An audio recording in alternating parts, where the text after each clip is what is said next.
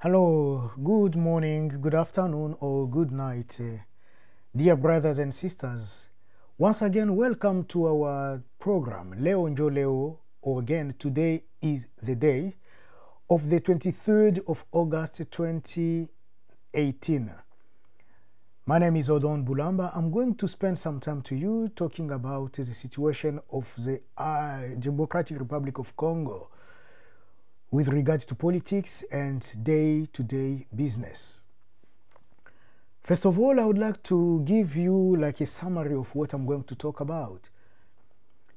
The first point today will be about Michel Okongo. Michel Okongo is one of the candidates for the presidential which is taking place in the Congo in December 23rd, 2018. Michel Okongo being one of those candidates, he has decided to pull out from the race because he believes that things are not well organized and there is risk of ending just, in a big mess at the end of it. The second point that I will talk about is about Ebola. That virus of Ebola continues to destroy the nation, to destroy the province of North Kivu, where we have got Beni, and now parent of students in Beni, civil society, a group of movement of people in Beni, they have been asking for the local authorities, for the national authorities, to not allow children to go back to school during this hard season, where the virus has been so attacking. The virus has been so quickly spreading among the population. So they have been asking for the government, if possible, to extend the holidays for kids in order for the kids to stay home and not go to school where they can be in touch or in contact with other children. The third point today it will be about Bauwele. Bauwele, it's one of the provinces in the northern part of the country. That community, that province, has welcomed thousands of refugees from Central Africa. Now our host, our people, we as a host, our visitors, those refugees, actually they have been changing their way of living with the local population. They are becoming more and more aggressive and get involved in more and more crimes. So that put the lives of Congolese in limbo because people are now afraid of refugees. Therefore, a few hundred of them have been under arrest, and we will see what the government is going to do with them, or again, what UNHCR is going to take as action to support the Congolese people against the refugees who are under their mandate. In Haut-Katanga, armed robbers have attacked a few people, and we have heard that 4 people were killed, if not 6, if not 10. But this movement of armed robbers has been, it's now common. It has been a tool that they have been using in order to destabilize the society, to put people in a very bad corner where they cannot move or stop to think about their own lives anymore. And finally, I will talk about ELI KAPEND, who is one of the generals of the army, who came to power, who brought to power Laurent Désiré Kabila, the times that they removed Mobutu from the power in Congo. So that same guy has stood up and he has proclaimed himself to have that movement of AFDL, and he pretends that he's going to remove Kabila from power in the next 72 hours. So that will be the last point that I will try to analyze or talk about. So now let's go to the details. The candidate Michel Okongo, who is one of the presidential candidates, has decided to pull out from the race because Seni has been insisting that without that machine to vote, no election will take place. Secondly, Michel says that it's really hard to understand the process of election because the presidential majority, the group of Kabila, the group of those political parties which support Kabila, have been the one who decide on how things should be done during this election process. So viewing all of that, a gentleman, Michel Okongo, have decided to pull out and say, no, I'm not carrying on with the election anymore. Which is true and good. That's a very good point, and I'm sure other political actors should learn from him, should understand that the election is just another game that Kabila has been organizing. It's another type of distraction to give himself enough time to reign for longer on the head or as a head of the country. However, to become a candidate for the presidential in the Congo, there was a caution of $100,000 that you were supposed to pay. And I wonder if that money will be given back to Michel Okongo. And I think so. I think no, because it was said, once you deposit that caution, forget about it. It could be really something great if Michel could give away that $100,000, maybe to build, to construct at least a small medical center for women who have been raped every time, or for children who don't have any means, for orphans who have been suffering a lot. Because before to start the race, you have to study it, and I'm sure he took some time. He learned about the race, he made his studies, and he found that it was better for him to go ahead. But I think whoever's really sat down from day one and think about the election in the Congo, you can see the projections that the election may not have place. There is more than 95% of chance for the elections to not take place. So better that money could be used in other ways or different ways to support the locals of your country. We go now to the north province of Kivu, which is the old Kivu, where the main center is Goma. So Beni is one of the cities in that area, and the population of Beni has been asking the authorities to allow children to stay home during the holidays and after the holidays maybe, because Ebola, the virus of Ebola, has been spread, and they wonder if there is any possibility, in order to protect the population, to tell children to stay home till that virus will come to end. Why that? Because the children don't think much, they don't know how to protect themselves. They meet with their friends, they will laugh, they will joke, they will touch each other, they will eat together, they will play together. So there won't be enough control to protect children there. That's why the inhabitants of Beni have been asking the government to extend the holidays for the kids. In Bauele, a very big number of refugees from Central Africa have been kept there. They have been living there as a part of the community. They were welcomed in our country. They were welcomed because due to the calamities that they were going through, the same as, that can also happen to us, people of the Congo, to go through trouble, and then we can search for refuge in the neighborhood. But these people, once in the Congo, they start now to mistreat Congolese, to treat them like animals, to steal from them, to beat them up, even to rape women.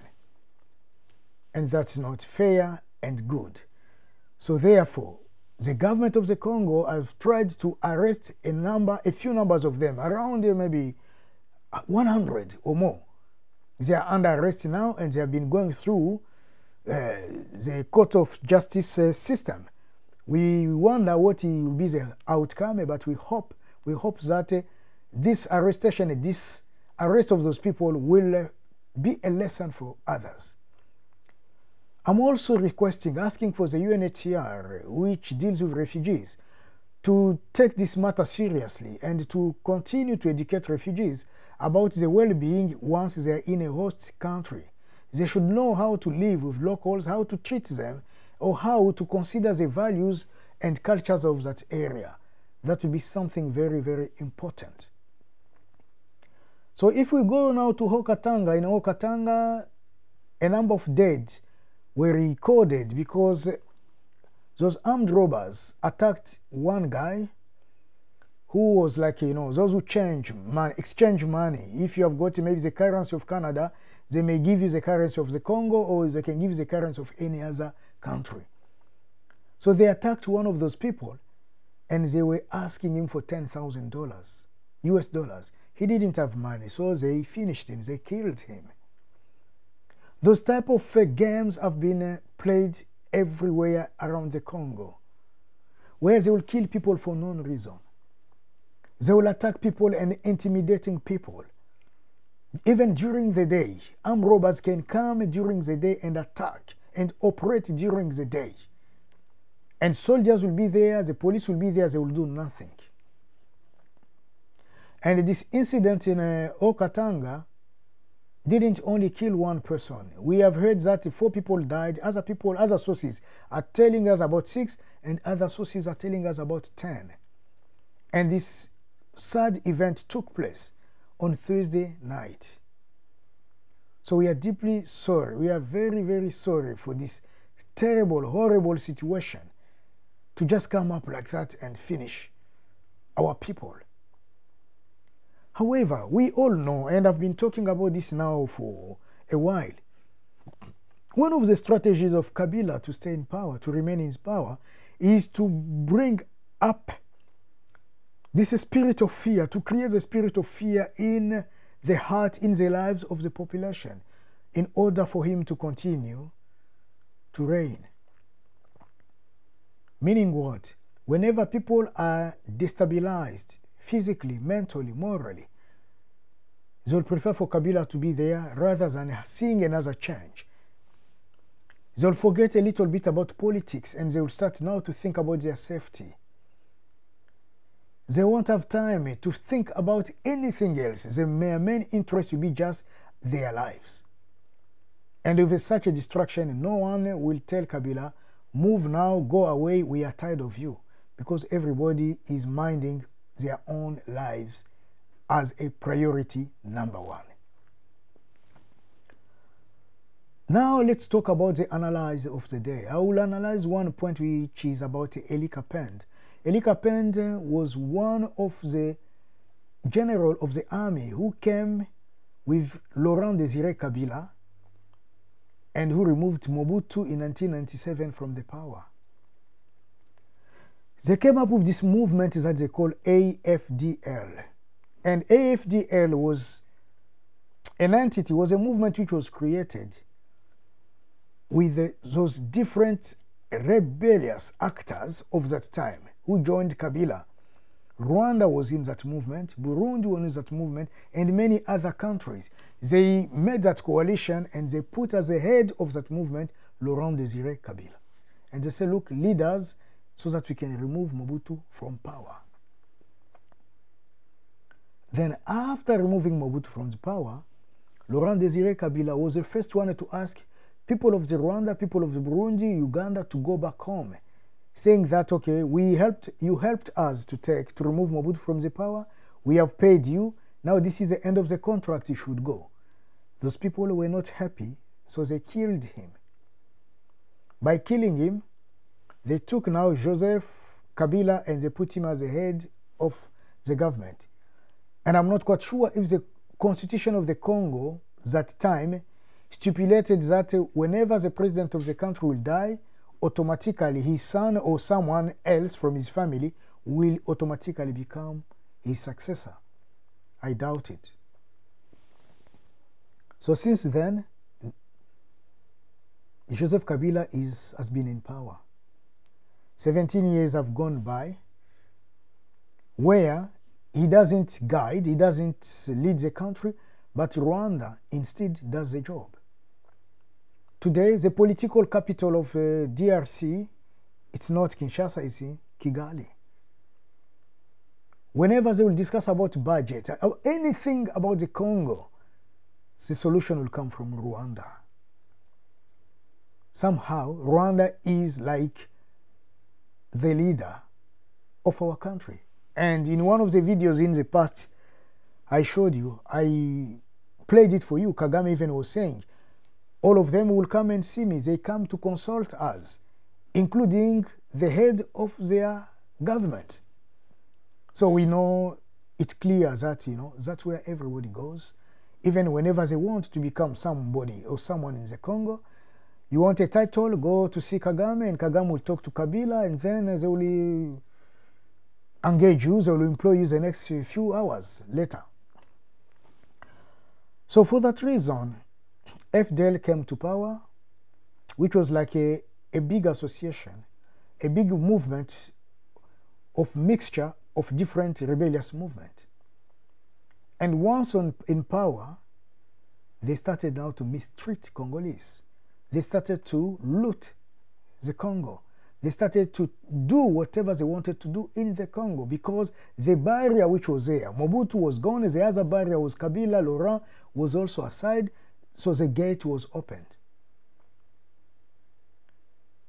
And they knew, they were not so stupid, they knew that, okay, if we carry on with the name FDL, maybe later on it will just get in trouble. They removed the name, they changed it to PPRD. And PPRD now, RD now, it's a new movement of Kabila Joseph, which has been leading the country. It's a political party now, which is in power actually. And suddenly, this guy, ELI, KAPEND, stands up and he says, look, I want now to remove Kabila from the power. This is my decision. In the next 72 hours, so I will start a war. War from where? Who forgets that AFDL was the group which brought Kabila Joseph into the Congo? Who doesn't know the history? Kabila Joseph was a part of that movement.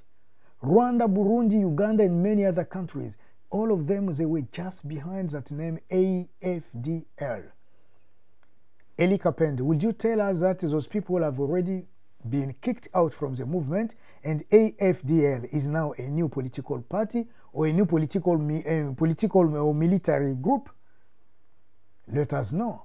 But I doubt it, because I'm sure Rwanda, Burundi, Uganda, Tanzania, Zimbabwe, Zambia, and so on, all of those people, they set up this group in order to come and loot the Congo. That was their main objective.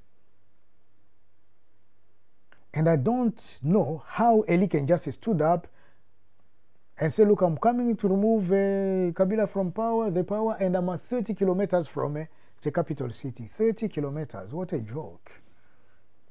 Where did you come from? From where did you start your battle, your war?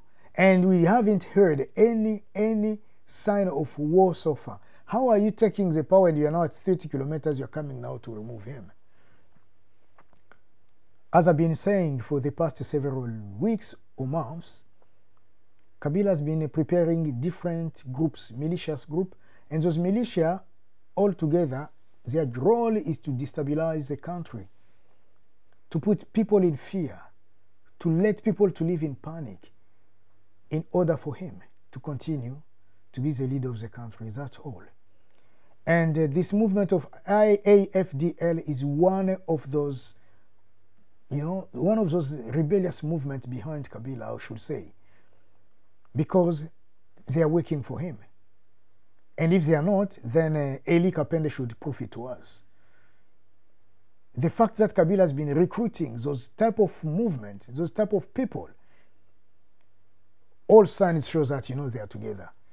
And to talk about just the name AFDL, Congolese people are sick of that name. Because all that we have been going through now, all the misery of Congolese people, all the miserable lives that Congolese people have been living, it's because of AFDL. That's a movement which brought Rwanda to our country. That's a movement which brought people, opened the gate for people to come and loot us and kill us and live in such a horrible life that Congo faces every single day. Why now to bring back to life that name? Maybe AD should come with a different name, but because they thought, their way of thinking was like, okay, Congolese people will remember AFDL. When they came, they removed Mobutu from the power after 32 years. So if we use the same name again, they will be sure that that group is strong and they can remove Kabila Joseph. And Kabila Joseph is not going. And if it will go to be just a matter of putting him aside, bring another Kabila there who will continue with the same system day after day. So we, the people of the Congo, we are tired.